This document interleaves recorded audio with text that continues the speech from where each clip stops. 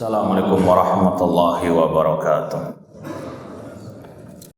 Innal hamdalillah nahmaduhu wa nasta'inuhu wa nastaghfiruh wa na'udzu billahi min syururi anfusina wa min sayyiati a'malina. Man yahdihillahu fala mudhillalah wa man yudlil fala hadiyalah. Ashhadu an la ilaha illallah wahdahu la syarikalah wa ashhadu anna Muhammadan abduhu wa rasuluh.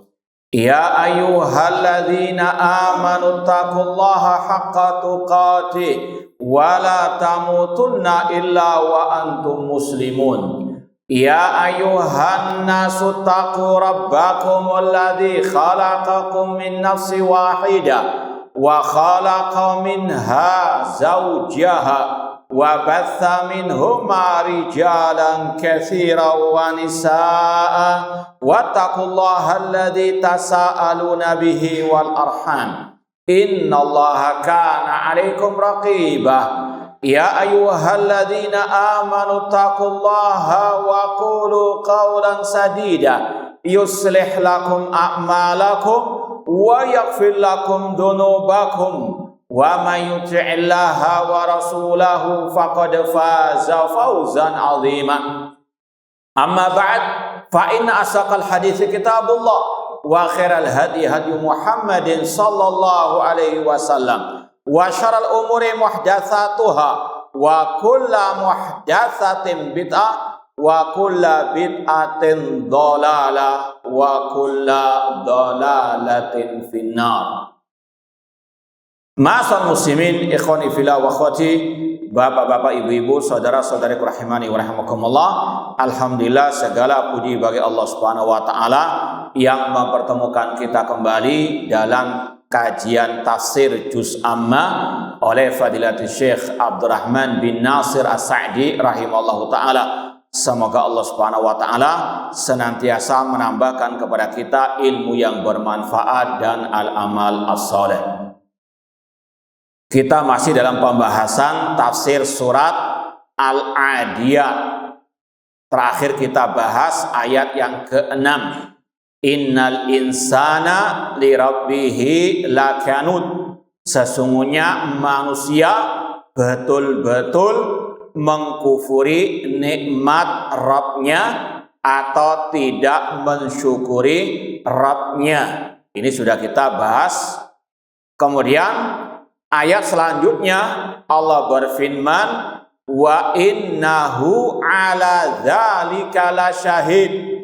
Sesungguhnya manusia betul-betul menyaksikan akan perbuatannya tersebut.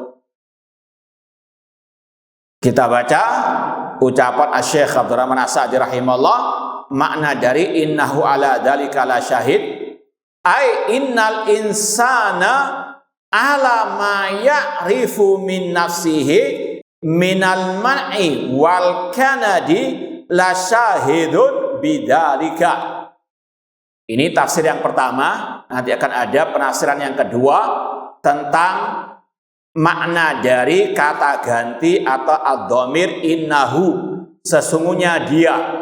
Ada dua penafsiran di situ. Nanti akan disampaikan oleh Syekh. Yang pertama, innahu, hu di situ dia kembali kepada manusia. Bahwasanya manusia yang dia mengkufuri nikmat Allah, ataupun kalau mau ditambahkan lagi penafsiran sebagian ulama, makna lakanud itu adalah lahasud, yang sangat hasad, iri dan dengki. Sekali lagi, innahu ala dzalika, yang pertama penafsiran ulama, innahu sesungguhnya dia yang dimaksud adalah manusia itu sendiri. Ketika dia mengkufuri nikmat Allah, ketika dia hasad kepada manusia, ataupun ketika dia bakhil dalam mengatur hartanya, ataupun dia menolak kebenaran, itu sebetulnya dia sadar tentang perbuatannya tersebut. Sekali lagi, kalau kita mau kembali kepada ayat ke-6, karena memang ada kaitannya di sini. Innahu, hu di situ penafsiran yang pertama sesungguhnya manusia. Li rabbihi lakanut. Lakanut ini ada beberapa penafsiran ulama yang kita sebut kemarin, ada beberapa saja. Di antaranya lakafur.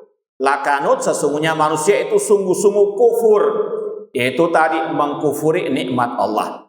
Ada yang mentafsirkan lahasud, dia sangat hasad kepada orang lain. Ya, tetangganya punya harta yang baru, dia pun apa? Kepanasan, dia pun hasad, iri dan dengki. Temannya sekantor mungkin agak naik sedikit jabatannya atau gajinya, dia ada iri dan dengki. Illa man rahimallah, kecuali yang dirahmati oleh Allah Subhanahu wa taala, kecuali yang diberikan taufik hidayah oleh Allah Subhanahu wa taala. Ataupun dia la jahidul haq. Sebagian ulama mengatakan lakanut adalah yang menolak kebenaran. Orang-orang ini sebagiannya itu paham, sadar akan kelakuannya tersebut. Jangankan yang seperti Fir'aun saja, yang dia mengatakan ana rabbukumul a'la, aku adalah Rob kalian yang paling tinggi. Kata Allah sebetulnya dia tahu dia itu di atas kedustaan yang nyata. Allah berfirman tentang Fir'aun, dan Allah Maha tahu hati manusia. Wajahadu biha wastaiqanatha anfusuhum dzulman wa uluwah. Sesungguhnya Fir'aun dan para pengikutnya, mereka jahadu, mendustakan dengan lisan. Namun kata Allah, wastaiqanatha anfusuhum, hati mereka yakin tentang keberadaan Allah Subhanahu wa ta'ala. Kenapa mereka mengingkari, mendustakan dengan lisan, tapi hati meyakini? Dzulman wa uluwa, karena kezaliman yang sudah menguasai diri mereka, dan uluwa, minta di atas apa? Kedudukan yang tinggi di hadapan manusia. Egonya lebih didahulukan daripada mengikuti al-haq, berpegang dengan kebenaran. Sebagaimana orang Yahudi, mereka tahu kebenaran. Ya'rifunahu kama ya'rifuna abnahum. Mereka tahu tentang kebenaran Nabi Muhammad SAW, sebagaimana mereka tahu tentang anak-anak mereka. Namun kenapa mereka tidak mau mengikuti, masuk ke dalam ajaran Nabi Muhammad SAW, masuk Islam? Allah katakan, wadda katsirun min ahlil kitabi law yaruddunakum min ba'di imanikum kuffaron hasadan min indi anfusihim. Allah mengatakan kebanyakan ahlul kitab menghendaki kalian kembali kepada kekafiran. Kenapa? Padahal mereka tahu al-haq. Hasadan min indi anfusihim, karena hasad yang ada dalam diri mereka. Ini yang Allah katakan, wa innahu ala dzalika lasyahid. Kadang orang menolak kebenaran, kadang orang itu hasad dan dengki, padahal hati mereka tahu mereka itu salah. Cuma gengsi mau mengakui, gengsi mau menyampaikan kebenaran yang ada di lawannya tersebut. Na'udzubillahi min dzalik. Ini adalah kelakuannya tadi al-Yahud ataupun Fir'aun yang mengkufuri nikmat Allah, yang mereka hasud, yang mereka menolak al-haq, kebenaran tersebut. Wa innahu ala dzalika lasyahid. Atau yang kemarin kita sampaikan, orang yang dia mengambil harta orang lain tanpa hak, meskipun hanya sekedar menunda pembayaran utang sedangkan dia mampu. Yang terakhir kita bahas kemarin, karena ada kaitan dengan kajian kita juga, kitabnya Syekh Abdurrahman As-Sa'di tentang kumpulan hadis-hadis Rasulullah SAW, matul ghani dzulmun. Orang yang menunda pembayaran utang sedangkan dia mampu, itu kezaliman. Kadang dia sadar, cuma nanti akan ada pembahasan, karena apa? Sangat cintanya eman dengan hartanya, padahal itu harta orang lain, bukan dia. Kewajiban dia mengembalikan hak orang lain tersebut. Kadang paham dia, kadang sadar, cuma kadang memang wataknya demikian. Ya kalau sudah hutang nggak mau membayar, hobinya hutang, kalau nggak hutang gatal, tapi kalau sudah hutang nggak mau.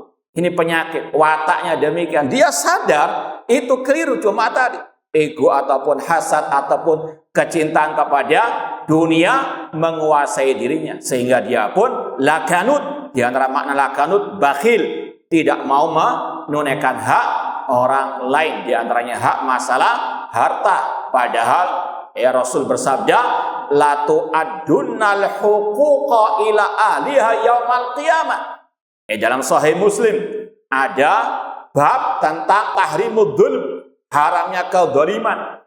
Di antaranya sabda Rasul SAW, sungguh-sungguh kalian akan menunaikan hak ya di dunia kepada yang memilikinya pada hari kiamat. La tu'addunal huquqa ila ahliha. Sungguh kalian akan mengembalikan hak-hak tersebut kepada yang memilikinya pada hari kiamat. Kalau di dunia masih bisa harta dikembalikan dengan harta, tapi kalau di akhirat tidak ada lagi kecuali al-amal. Ya, nanti harta di dunia yang dia ambil dikembalikan dalam bentuk amal soleh yang dia perbuat selama di dunia. Pahala amal ibadahnya diberikan kepada yang didoliminya pada hari kiamat. Sampai kata Rasul dalam hadis lanjutan tadi Sahih Muslim, hatta yuqada lisyatil jalha minasyatil qarna, sampai kambing yang bertanduk itu akan dikisos, diadili pada hari kiamat atas kedolimannya terhadap kambing yang tidak bertanduk, yang dia dolimi, yang dia tanduk tanpa hak. Kemudian juga dibawakan hadis Rasul yang lain dalam bab masih tadi keharaman dolim. Ittaqi dzulma fa inna dzulma dzulumatul yaumal qiyamah. Hati-hati dari kedzaliman, karena kedzaliman kegelapan pada hari kiamat. Ya, bahkan tadi pagi juga kita masih ada kajian berkaitan dengan masalah ini, masalah tadi hak yang wajib ditunaikan oleh manusia ketika di dunia, tapi kalau tidak dikembalikan di dunia, ya akan ada ancaman yang sangat parah. Rasul bersabda, man ghasaba shibran minal ardi tawaqallahu yaumal qiyamah bisa bi'aradin. Barang siapa yang mengambil tanah orang lain meskipun hanya sejengkal saja, maka pada hari kiamat akan dililit dengan 7 lapis bumi. Na'udzubillah min dzalik. Ini kalau sejengkal saja dililit 7 lapis bumi, apalagi 1000 meter, apalagi 1 hektar dan seterusnya. Na'udzubillah min dzalik. Dan zaman sekarang luar biasa, merampas tanah orang lain dengan berbagai macam cara, dengan cara kasar premanisme, dengan cara menipu orang SHM-nya digandakan dan seterusnya. Na'udzubillah min dzalik. Ingat, hari kiamat ada kisah. Seandainya berhasil di dunia, hari kiamat akan ada keadilan, akan ada pengadilan yang paling al-adil. Nah, ini diantara makna wa innahu ala dzalika lasyahid. Orang itu ketika berbuat kekufuran, menolak kebenaran, dia hasad, iri, dengki, dia mengambil harta orang lain, kadang dia tahu tentang keadaan dirinya yang di atas kezaliman tersebut. Dan ini yang juga Allah firmankan dalam surat Al-Qiyamah, balil insanu ala nafsihi basira. Sesungguhnya manusia tahu tentang dirinya. Di antaranya tadi kelakuan-kelakuan yang dia lakukan, tentang kekafirannya, tentang dia mendustakan kebenaran, tentang dia mendolimi orang lain. Wa innahu ala dzalika lasyahid. Wa innahu ala dzalika lasyahid. Ini sama dengan firman Allah, balil insanu ala nafsihi basira. Walau alqa ma'adzira, meskipun dia mengutarakan berbagai macam bentuk alasan-alasan. Kemudian la yajhadu wa la yunkiru. Manusia tadi yang kufur, yang hasad, mereka tidak mengingkari dalam hatinya, Wala yungkiru, tahu betul. Cuma terkadang lisan, ya. Ketika dia tahu salah karena tadi egonya lebih besar atau karena gengsi, ya, karena dia sudah menjadi tokoh, ya, agama, tokoh masyarakat, meskipun kesalahannya itu di dunia maya terang-terangan, ya, menuduh orang tanpa hak, itu jelas-jelas dia tahu itu batil, tuduhannya tidak terbukti sama sekali, padahal sudah disebarkan di medsos. Untuk mengakui kesalahannya terkadang berat. Wa innahu ala dzalika la syahid. Namun sekali lagi nanti akan ada pembalasan di hari kiamat. Ya, dia tidak apa? Mengingkarinya. Namun sekali lagi lisan berusaha untuk menutupi kebatilan-kebatilannya tersebut. Wala yungkiru li anna dzalika amrun bayyinun wadihun. Karena apa yang dia lakukan dari kekufurannya, dari menolak kebenarannya, dari menuduh orang lain tanpa hak, mengambil harta orang lain tanpa hak, itu bayin, jelas, itu jelas salah, ya. Tidak ada apa? Misalnya tadi tuduhannya tidak ada bukti yang benar, tidak ada bukti yang nyata, itu hanya sekedar istilahnya cocokologi ataupun sekedar halusinasinya. Itu jelas bayinun wadih, dia di atas kedustaan yang nyata. Namun tadi hasad, iri dan dengkinya atau kedzaliman yang sudah menguasai dirinya, membutakan hatinya. Naudzubillahi min dzalik. Innaha la ta'mal absar walakin ta'mal qulub allati fis sudur. Kata Allah, bukan mata kepala yang buta, namun mata hati mereka yang buta. Naudzubillahi min dzalik. Itu penafsiran yang pertama, wa innahu ala dzalika lasyahid. Kata Syekh, wa yahtamilu anna dhamira aidun ila Allah taala. Sebagian ulama tafsir mengatakan wa innahu di situ sesungguhnya dia di situ maksudnya adalah Allah. Ya, dan ini sebagian mengatakan ini yang lebih dekat kepada pendapat yang rajih, yang kuat. Kenapa? Karena kaidahnya dalam bahasa Arab, ad-dhamir, kata ganti, kembali kepada yang paling dekat. Coba antum gandeng ayat ke-6. Innal insana li rabbihi lakanut. Yang lebih dulu insan atau Rabb di situ? Al-insan berarti Ar-Rabb yang terakhir. Kemudian wa innahu, maka hu di sini lebih dekat kepada al-insan atau kepada Ar-Rabb? Ar-Rabb. Ini sekedar menghilangkan ngantuk saja. Yang nggak paham bahasa Arab, ya cukup dengerin saja. Intinya, ini kaidah dalam bahasa Arab, kata ganti, dhamir, itu kembali kepada yang paling dekat. Dan ini yang lebih dekat kepada Rabb. Ya. Innal insana li rabbihi. Al-insan, ini didahulukan daripada Ar-Rabb, maka Arab lebih dekat kepada innahu di situ. Wallahu a'lam. Namun ini sekali lagi dua penafsiran ulama tentang ayat ini. Ai innal abda li rabbihi lakanut wallahu syahidun ala dzalik. Makna tafsir yang kedua ini, Allah menyaksikan apa yang diperbuat oleh manusia tersebut. Dari kekafirannya, dari kesyirikannya. Bagaimana manusia? Allah sudah berikan mereka rezeki. Allah berikan banyak kenikmatan-kenikmatan, namun masih kufur kepada Allah Subhanahu wa ta'ala. Diberikan nikmat, misalnya bisa makan nasi, itu nikmat dari Allah.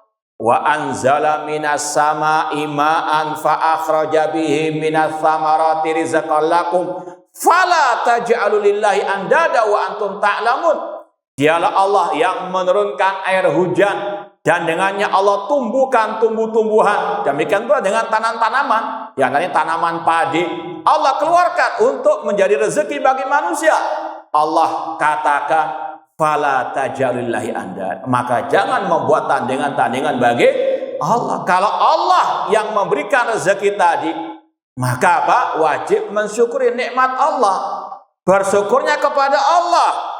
Bukan malah ketika dikasih panen padi, malah bersyukurnya kepada selain Allah Subhanahu wa ta'ala.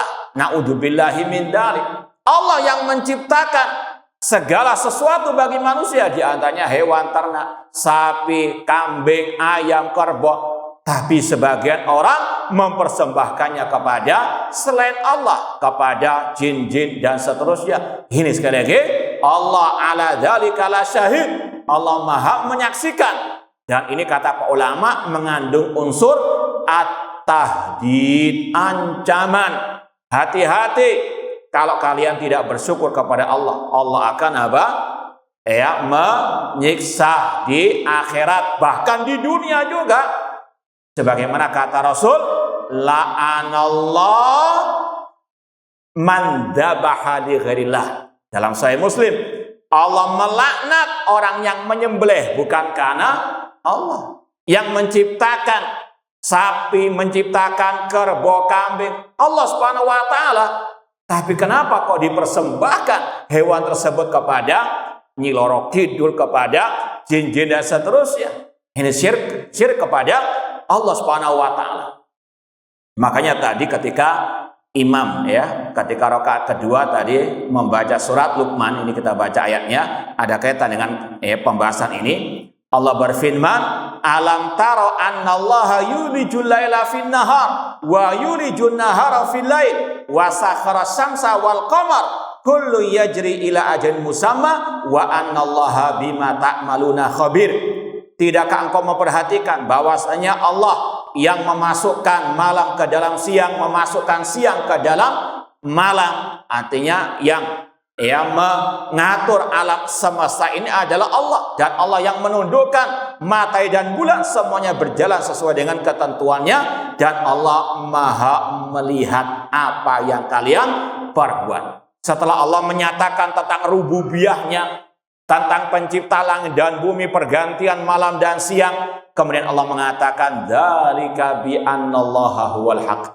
Sesungguhnya Allah lah satu-satunya sesembahan yang hak, wa annama yad'una min dunihil batil, dan selain Allah adalah sesembahan yang batil. Ini sekali lagi rasa bersyukur kepada Allah yang paling utama, mengesahkan Allah dalam ibadah, dan kekufuran terhadap nikmat Allah yang paling besar kalau dia sampai menyekutukan Allah dalam al-ibadah. Dan inilah makna dari la ilaha illallah, dzalika bi annallaha wal haq wa anna ma yad'una min dunil batil. Tidak ada sesembahan yang hak kecuali Allah. Ini makna dari la ilaha illallah. Ini berkaitan dengan bersyukur kepada Allah, mensyukuri nikmat Allah dengan menyerahkan semua ibadah hanya kepada Allah. Dan kekufuran yang besar, kesyirikan yang besar kalau sampai tadi mempersembahkan ibadah kepada selain Allah, padahal Allah yang memberikan rezeki kepada mereka, memberikan berbagai macam nikmat-nikmat kepada mereka. Ini makna wa inna ala dzalika la syahid, ay wa innallah, sesungguhnya Allah sangat amat menyaksikan apa yang mereka perbuat. Bukan sekedar menyaksikan saja, namun ada ancaman. Sama dengan tadi, kalau orang itu berbuat lakanut dalam makna hasud, hasad, iri dan dengki, ingin untuk menyingkirkan nikmat dari orang lain. Kalau seandainya dia berhasil mendolimi saudaranya dengan hasad, iri dan dengkinya tadi, ingat wa innahu ala dzalika la syahid. Allah menyaksikan dan Allah akan memberikan balasannya. Bahkan Rasul SAW bersabda juga, la'anallah man ghayyara manarul ardi. Allah melaknat orang yang merubah tanda batas orang lain, mengambil harta orang lain. La'anallah man awa muhdatsan aw muhditsan. Allah melaknat orang yang membela kedzaliman atau kejahatan ataupun kebid'ah. Ini sekali lagi wa innahu ala dzalika la syahid. Ini mengandung unsur ancaman tahdid kepada orang-orang tersebut. Liman huwa li rabbi lakanut bi annallaha alaihi syahidun. Ma'asal muslimin ikhwani fillah wa akhwat rahimani wa rahimakumullah, ini juga sama dengan ayat yang insyaallah ya, ini sekedar tobongan tuh, kira-kira ayat apa yang sudah kita lewati mirip dengan ini. Surat apa? Dalam surat apa? Bismillah. Nah, tidak ingat. Wa ma naqamu minhum. Nah, surat apa itu? Surat Al-Buruj. Tahu ayatnya apa itu? Lahu mulkus samawati wal ard wallahu ala kulli syai'in syahid.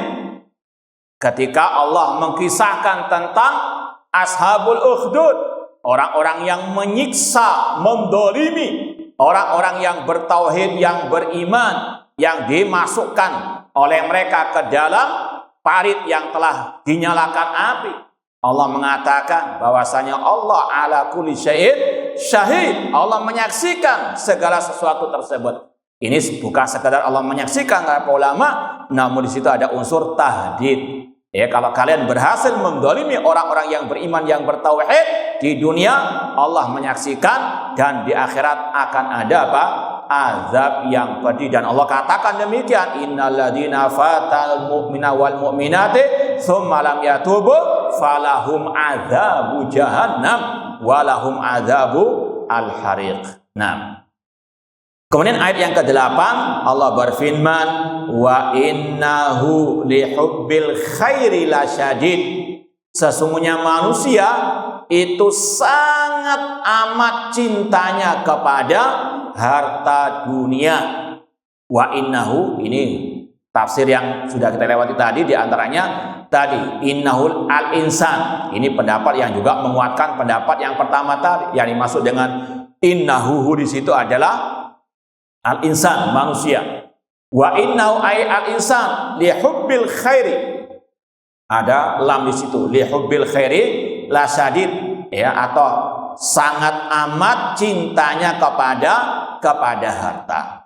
Kata para ulama, sekedar cinta kepada harta itu tabiat manusia.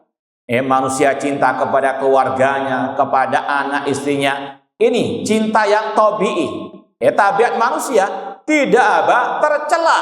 Yang tercela itu kalau sampai berlebihan, sampai lebih didahulukan daripada hak Allah Subhanahu wa ta'ala, sampai melalaikannya dari perintah Allah Subhanahu wa ta'ala. Secara tabiat manusia cinta kepada dunia, sebagaimana firman Allah dalam surat Ali Imran, zuyyina linnasi hubbus syahawati minan nisa'i wal banin wal qanatiril muqantarati minadz dzahabi wal fiddah ila akhir ayat. Kata Allah dalam surat Ali Imran, sesungguhnya dihiasi kepada manusia kecintaan kepada wanita-wanita, kepada anak-anak, kepada harta, emas dan perak. Ini tabiat manusia. Ini tidak tercela. Namun yang tercela kalau sampai tadi la syadid wa tuhibbunal mala hubban jamma, sampai harta tersebut tidak disyukuri dengan tidak dizakati kalau sudah sampai nisabnya, sampai haulnya, atau tadi sudah dapat uang yang cukup membayar utang tidak dibayarkan. Ini kata Rasul kedzaliman tadi, matul ghani dzulmun. Ini tidak bersyukur atas harta yang telah Allah berikan kepadanya tersebut. Lihubbil khairi la syadid. Maka sudah pernah kita sampaikan, seorang muslim itu dalam urusan harta, urusan dunia, pertengahan, tidak berlebihan, ekstrem kanan, sampai menghalalkan segala cara untuk mendapatkannya. Ketika sudah dapat tidak diinfakkan di jalan Allah. Lawannya orang yang tidak mau dunia sama sekali, malas mencari dunia, namun naudzubillah min dzalik, hatinya ngemis ataupun dia ngemis kepada orang lain. Naudzubillah min dzalik. Seorang muslim diperintahkan untuk dia mencari rezeki. Fa idza qudiyatis salatu fantashiru fil ardi. Kalau sudah selesai salat Jumat, silahkan berpencar di atas muka bumi mencari apa? Rezeki. Namun mencari dunia untuk akhirat. Ya, sekali lagi tidak diharamkan secara mutlak, namun yang diharamkan sampai berlebihan tamak kepada harta, mencintai harta sampai melupakan kewajiban yang dibebankan oleh Allah Subhanahu wa taala. Ya ayyuhalladzina amanu la tulhikum amwalukum wala auladukum an dzikrillah. Wahai orang yang beriman, janganlah harta dan anak kalian melalaikan kalian dari berzikir kepada Allah Subhanahu wa taala. Ya, seperti tadi masalah salat Jumat, kalau sudah dikumandangkan azan, haram orang itu buka toko ataupun berdagang. Sudah, itu sekali lagi Allah haramkan. Sudah wajib bagi laki-laki datang ke masjid melakukan sholat Jumat. Bahkan kata ulama tidak sah akadnya karena Allah melarang. Ya ayyuhalladzina amanu idza nudiya lis-sholati yaumil jum'ah fas'au ila dzikrillahi wa dzarul bai'. Kalau sudah diseru ada panggilan adzan salat Jumat, wa dzarul bai', tinggalkanlah apa? Jual beli. Kalau ada yang masih jual beli setelah adzan tersebut, maka tidak sah akad jual belinya dan dia di atas tadi kemaksiatan dan dosa. Ini karena apa? Cintanya kepada urusan dunia yang berlebihan.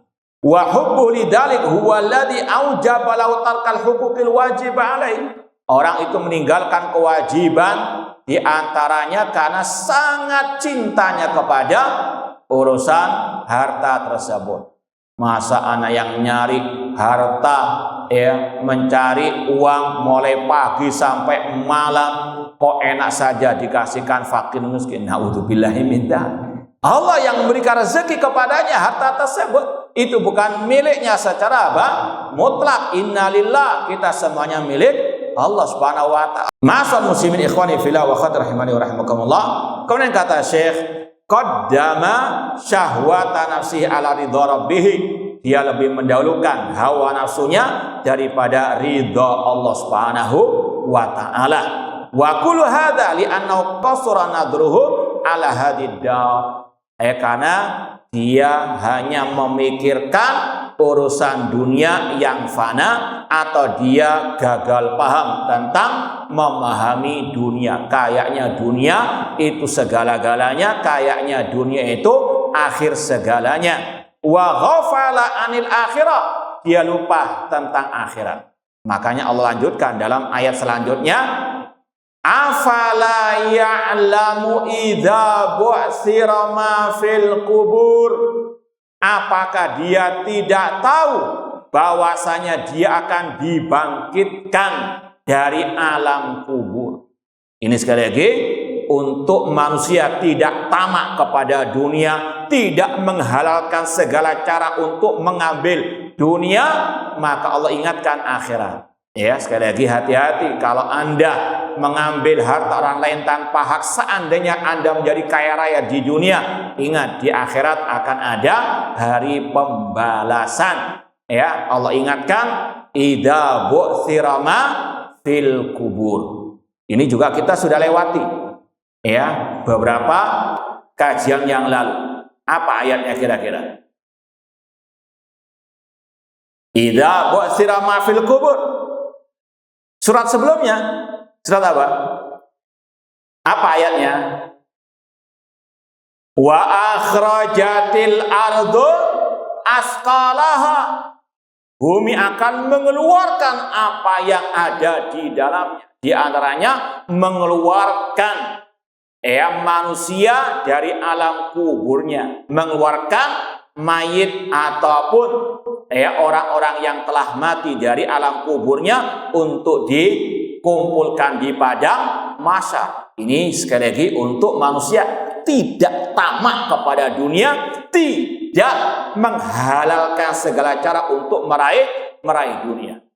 Dan ini juga mirip dengan ayat kalau antum baca di akhir-akhir surat Al-Baqarah, setelah Allah mengharamkan riba, ahallallahu al-bai'a wa harrama riba. Allah menghalalkan jual beli namun Allah mengharamkan riba, rentenir misalnya. Ya ayyuhalladzina amanu taqullaha wa dzaru ma baqiya minar riba in kuntum mu'minin. Wahai orang-orang beriman, ya, bertakwalah kepada Allah dan tinggalkanlah sisa-sisa harta riba jika kalian orang beriman.